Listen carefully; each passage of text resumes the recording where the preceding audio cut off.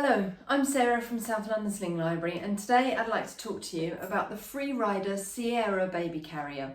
This has been lent to me by another sling library to look at and have a bit of a play with. So I thought I'd do a quick review video for you and show you how you would use it with a newborn, because that's generally what most people ask me about this style of sling or carrier. So first impressions getting it out of the box. The fabric feels nice enough, it's nice and soft, it's very flexible. It's a woven wrap fabric. I'm not 100% sure on the fabric composition. Probably should have looked before I started the video. And now I don't have my glasses on. So, yeah, not sure. I'll put it in the description box down below so you can see. But yeah, feels nice enough, nice and soft. The shoulder strap padding, it's got a nice amount of padding, so I think it's going to be quite effective, but without being bulky. And the waistband is sturdy enough, but it still has a little bit of flex to it, so I think it's not going to feel too restricting, which is nice. So, my only comment would be, and I think it's a personal preference thing, the gold accents I think are a little bit cheap. They don't look like they're gonna last. I suspect the gold might wear off. I mean, I hope I'm proved wrong, but yeah, not a massive fan of the gold. But if you are, then go for it. What I would say is this looks very, very, very much like an Artipop, but is a lot cheaper than an Artipop. So if an Artipop carrier is something you've had your eye on, but you find the price a little bit off-putting, then this is going to be very similar. I honestly think, as much as I think the Artipop is overpriced, I think this is way overpriced for what it is. I think for a similar cost, so you're looking around about the £180 mark, for a similar cost, there are much, much better carriers out there that I suspect would be more comfortable for most people, will fit a wider variety of adult wearers, and yeah, be of a better build quality. It feels nice enough, but there are just little things about it that I think could have been much, much better. The rails on the back for the positioning for the back strap, they're tiny, so it's going to fit quite a small range of adult wearers. The body straps sit really high on the body, so again, it's going to fit a really narrow range of adult bodies, I suspect. The cross strap position, so one of the things it advertises is that you can wear it with rucksack style straps and also with cross straps. And I'll show you both, but the cross strap position, where the straps cross, is really high on the back, and so it's going to make it quite uncomfortable as baby gets bigger, because you're basically going to be hanging baby's weight off the back of your neck. With the rucksack style straps, if it works for your body, it's going to be fine. Just feels like an awful punt to take to me at 180 quid. But let me show you. You can, if you have one already, it's absolutely 100% possible to use it safely. And as long as you are comfortable, you are good to go. So let me show you how to use it with a newborn in a safe manner, so that you can get some use out of it if you do already have it. So I'm going to be using it in the rucksack style straps first, and then I'll show you how to use it with the cross straps. So to get the back strap done up, they've opted for some loops, and you have to thread the back strap through the loops. And I think that's going to be really quite hard to do when it's behind you. It's not a massive problem. I've got tiny little T-Rex arms, so I can't even do back straps up when they're a really simple clip. I can't do them. So I'm going to do it up in front of me like I would ordinarily anyway. So I'm going to take the strap and I'm going to pass it through both of those rings.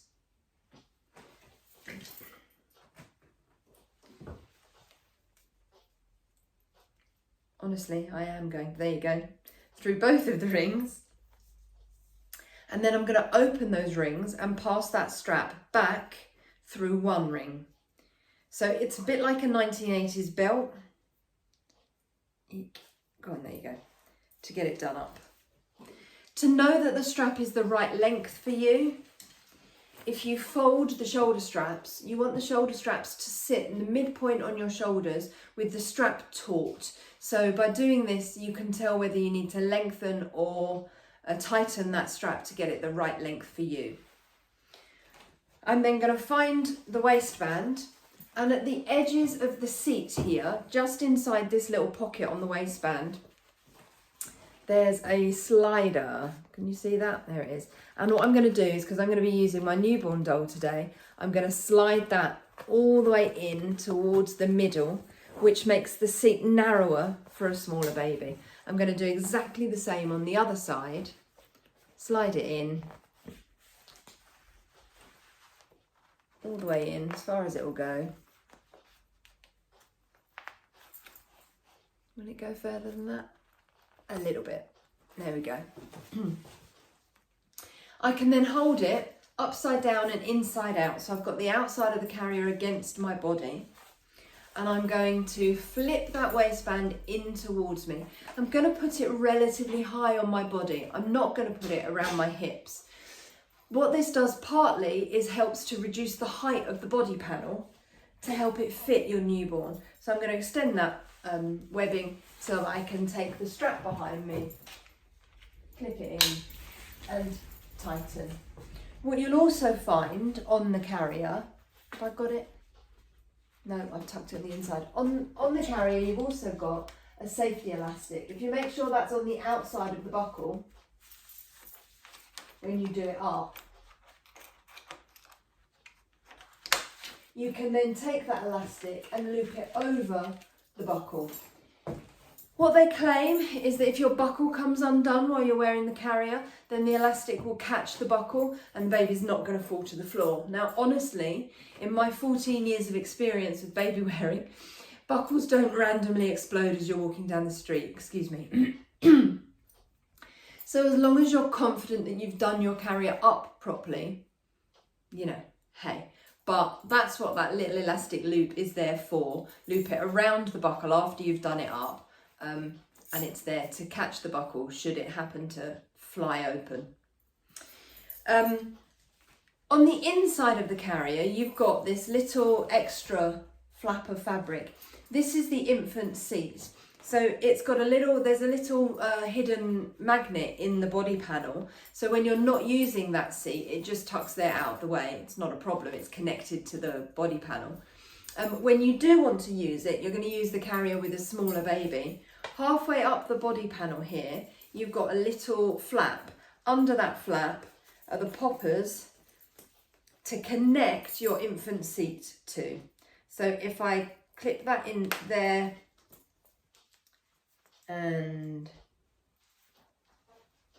there, then as I use my carrier, the baby sits here up on this infant seat, not down here in the bottom of the carrier. So it helps to lift your baby up in the seat as well. So I've got my back strap already done up. I've got nice long shoulder straps, and I've got my infant seat engaged already. Now I'm going to pick up my baby. So this is Jamie. Jamie is my newborn size demo doll. Now, there's no point in holding your baby up here on your shoulder and then trying to get the carrier around them. What you want to do is hold them down here on your chest where you want them to end up once they're in the carrier. So with their head on the firm, so if you have breasts, the baby needs to have their head on the firm part of your chest above your breast tissue. If you don't have breasts, you might find the baby sits a bit lower down, and that's fine if that's where you're comfortable. But those of us with breasts, baby needs to be on the firm part of your chest above your breast tissue. And I'm just going to encourage Jamie to have this sort of knees up position. Your baby doesn't have to wrap their legs around you. They are totally not going to want to do that. But it's also really hard to get a carrier around them when their legs are hanging down in front of you like that. So just encouraging Jamie to have their knees up. And it's that sort of knees up, bottom down position that newborns automatically adapt. What that does is you can see it moves Jamie's feet slightly to the side. I can then put my hand under the body panel of the carrier and just roll it up Jamie's back. When I do that, the top of the back panel, not including this little headrest, the top of the back panel should just sit in the nape of Jamie's neck. I can then support Jamie on the outside of the carrier, find my back strap and just lift my back strap over my head. I can then put my arms into the carrier like a jumper, one in there, one in there. That's it. And then to tighten my carrier, I'm going to find the strap at the front and I'm going to pull backwards to tighten. It's quite an awkward angle because the strap is quite high on your body. It's quite an awkward angle. I tend to find holding the strap with your palm up and your little finger near the buckle, you can then, it's more of a sort of wrist twist. What you'll find is because the strap is so high up on your body, you're probably going to need to hold it and pull that slack towards the buckle before you tighten. I can do the same on the other side, pull my slack towards the buckle and then tighten. So what I'm now going to do is pop my hands in through the leg holes and I'm going to hold my baby's pelvis. So I've got my fingers behind their bottoms and my thumb in front of their hip, and I can just tilt their bottom in towards me, which helps to get their knees picked up. Admittedly, because the infant seat is quite narrow and the edges of the carrier don't sit in the back of the baby's knees, the baby is not going to stay in that knees up position as they start to relax and uncurl. But that's just the nature of the carrier. As your baby's legs hang down, as long as they don't have a problem with their hips and as long as you don't have a family history of hip problems, you are not going to cause them any permanent damage. You cannot cause hip dysplasia. Hip dysplasia is a congenital condition. It's something that babies are born with. However, if they have hip dysplasia, you can exacerbate the condition. You can make it worse by using a carrier where their legs hang straight down. So try and get their bottom tipped in towards you and encourage their knees up. But as they grow in the FreeRider Sierra, they're probably not going to stay in that position until they're big enough to sit in the seat without the infant seat, and then they're going to have much more support from knee to knee. So let's go through the TICS safety guidelines, making sure that this carrier is safe for a baby of this size. So the word to remember is TICS. You want to tick all of your safety boxes. The T stands for tight. The baby should be as tightly held against you as if you were holding them in your arms. You want to be able to put a hand on the back of their head, do a little dip forward and not feel their body weight pull away from you at all. The I stands for in view. You want to be able to look down and very easily see your baby's face without having to move any fabric or open any straps or anything like that. The C stands for close enough to kiss. Now really, this is mainly aimed at those of us with breast tissue. We don't want the baby down in between your breasts where they could snuggle in and perhaps close their airway.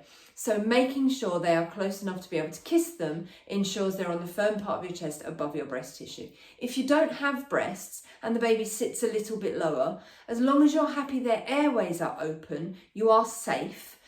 Generally, you will be a little bit more comfortable if they are within kissing distance, but not as much of a disaster as those of us with breast tissue. The K stands for keeping baby's chin off baby's chest. The easiest way to know that the baby's chin is off their chest is when you do that ugly double chin manoeuvre to look down at them, you can see the tip of their nose. If they put their chin down onto their chest, you won't be able to see their face, you won't be able to see their nose. The S stands for supported spine, and you can check your baby is fully supported by putting your hand on their back and lightly pressing, and they shouldn't have extra room to get closer to you, uncurl or sit up. It's very similar to this test. It's about making sure that the baby doesn't have space in the sling to slump down, put their chin on their chest and close their airway. Now, one of the features that are advertised on the FreeRider Sierra Carrier is that these buckles are hidden buckles. Now, if you just naturally do your buckle up, it's not going to be hidden, it's out here. If you want your buckle to be hidden, then support your baby's weight, loosen that buckle. You need to push the buckle inside the fabric of the body panel. And just inside that opening, there's a small flap of fabric which you can pull out over the top, over the kind of front edge of that buckle, which will then hold the buckle inside the body panel. You can then retighten the strap. That then keeps the buckle hidden in there, but it's not a natural position for the buckle to be in. It is something that you will need to do once you've got your carrier on. So again, loosen the buckle, push it inside that body panel, pull the flap over the front edge. Can I do it? Yes, there it is. And then pull backwards to tighten. There you go. So then I have the hidden buckles that they advertise, but it's not naturally going to happen. It is something that you need to purposefully do. Most of your head support for your baby comes from getting that seat right, getting them into that knees up, bottom down position. What you'll find when you do that is your baby's going to have a nice natural curl in their spine, and when they're relaxed, their head will just rest on your chest. If you need extra head support, either because the carrier is not supporting them from the back of one knee to the back of the other, or because you've got a lot to do or you're walking quite fast, then you can use this pillow at the top edge of the carrier. What I would do would just be take the edge near the back of the baby's head and leave their face clear and visible. You can take the back edge, and it's got this tiny elastic loop which just loops around that gold button. There you go. So then I could, if I needed to, bend down and use both my hands. For example, for me, it's tidying up after my dog. For you, as much as I don't advocate housework, it might be loading the dishwasher or picking up a basket of laundry or whatever it is that you need to do. You know, putting a puzzle together for your toddler, all of those sorts of things that sometimes we need to do with both hands, leaning forwards when we've got the baby in a sling. What I would say is once you're upright, I would take this down. It just makes it easier to see the baby and to monitor their airways. If you want it to stay down, you can take that little elastic loop around the back of the carrier, and there is another little gold button around the back which you can pop it onto. Doesn't stay there particularly well, but it just helps to keep it a little bit out of the way. To then take this carrier off, I'm going to reverse the process. So first of all, I need to untuck my buckles. So there's one. I can then loosen it, and I'm going to loosen it all of the way, take all of that webbing out. I'm going to do exactly the same on the other side. So find my so-called hidden buckle, there it is, and loosen it. Take all of the webbing out, and I can then support my baby and take the carrier off over my head. There you go.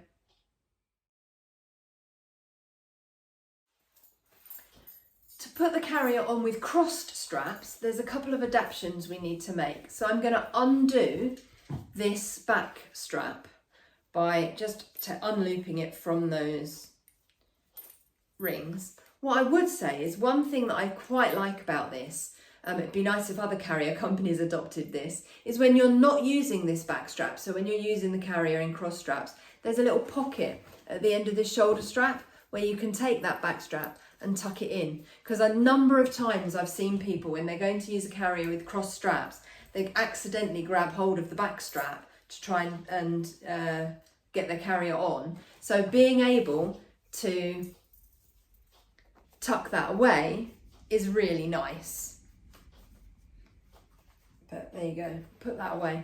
So that back strap's out of the way because we're not going to need it. I'm then going to undo my shoulder straps from the sides of the carrier. So what I've got is two long undone shoulder straps. I can then hold my baby in exactly the same way I did before, with their head on the firm part of my chest and their knees up and their bottom down. I can then put my hand under the body panel of the carrier and roll it around my baby's body. I can pop my straps over my shoulders like so, and then supporting my baby with one hand, generally around their upper back, because some of their weight's being taken by the waistband already. I then have a free hand. My free hand is then going to go underneath this first strap that I come to the strap on my opposite shoulder. And you can see what I mean with that back strap tucked out of the way. There's no chance of me grabbing the wrong strap. I can then pull straight down to the floor first, bring that strap low around my back and up to the buckle. The difficulty being this buckle is so high up that what happens is this strap does ride up my back. I'm going to do my best to keep it nice and low. I'm going to clip in there and I'm going to tighten that strap by pulling backwards. Sorry, Jamie, slid off to one side. I'm then going to do exactly the same on the other side. I know why you slid off, because your hand fell down. So hands up towards baby's face. I'm going to do exactly the same on the other side. So swap the hands supporting the baby. Grab hold of the strap on my opposite shoulder. Pull straight down to the floor first. Low around my body. And up to the buckle. Clip it in and pull backwards to tighten. I can already feel these straps creeping up my back. Pull backwards to tighten. That just undid itself.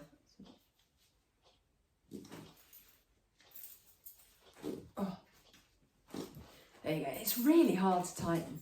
I'm not going to bother with the hidden buckles because I really can't. I really can't be faffed. But I can already feel that these straps have ridden up my back. So, yeah, see, that's crossed relatively high on my back. Ideally, I would like it to cross much lower than that. It's really not going to go very well. The difficulty with having the straps cross, there you go, it's just, I've moved my shoulder and it's just slid straight back up again. The difficulty with having the straps crossed so high on your back is that as your baby gets bigger, I'm literally going to be hanging the weight off the back of my neck. If I could get the straps to cross kind of down here, they would distribute the weight around my torso much, much more effectively, and I would be more comfortable for a longer period of time. So I'm not a massive fan of this carrier anyway, having played with it for a couple of days. But in the cross straps, it really doesn't work very well. So if you have the FreeRider Sierra Carrier and you want to use it with your smaller baby, get your waistband nice and high, and I would recommend using it with the rucksack style straps because it's going to be more comfortable for the majority of people than having the weight all the way up here on the back of your neck. Get your back strap nice and low. And as long as you can tick all of your safety boxes, you're absolutely fine. So my safety boxes in this position, exactly the same as with the rucksack style straps. So the baby's tightly held against me. If I do my little dip forward, I can't feel their body weight pull away. They're in view, they're close enough to kiss. I'm keeping their chin off their chest. I know that because I can see the tip of their nose. And if I put my hand on their back and lightly press, they don't have extra room to get closer to me, uncurl or sit up. To take this carrier off again with the cross straps, I'm just going to support my baby's weight, undo on one side, swap hands, undo on the other side, and then I can peel the carrier from the baby and hold my baby. If I wasn't going to take the whole carrier off, I would then want to get hold of my shoulder straps, because if I don't, I've just got long straps hanging down in front of me, and that could be a trip hazard. So if, for example, I'm just going to change the baby's nappy and get them dressed and then we're leaving the house, I'm going to get hold of those buckles and I'm either going to shove them in my pocket or I'm going to tuck them in the waistband. In that way, they're not hanging down in front of me, they're not a trip hazard. So in summary, whilst the fabric feels quite nice, the shoulder straps are nice and soft, the waistband is not too stiff. I just think there are better carriers out there if you're spending this amount of money. However, I also know how important it is to love the look of the carrier that you're wearing. If you don't love the look of it, if you look at it and go, nah, you're not going to reach for it. And I would much rather that you carried your baby than didn't. Babies just want to be close to us. It's better for them, it's better for us. However, it's really important to be comfortable. So, you know, it's one of those things. If you love the look of it and you really just want it for its style, then go for it. yeah, I think there are better options out there for this amount of money, but it is cheaper than some other very stylish carriers out there. So, you know, it's up to you. This video hopefully will show you how to use it safely if you'd like to use it. If you want any further help with your FreeRider Sierra Carrier, then don't hesitate to get in touch. I'm absolutely not here to judge you. You know, it's if you want to use it, absolutely go for it. It's safe. I can show you how to use it safely. So yeah, give me a shout if you need me, and I'll see you soon. Thanks a lot. Bye.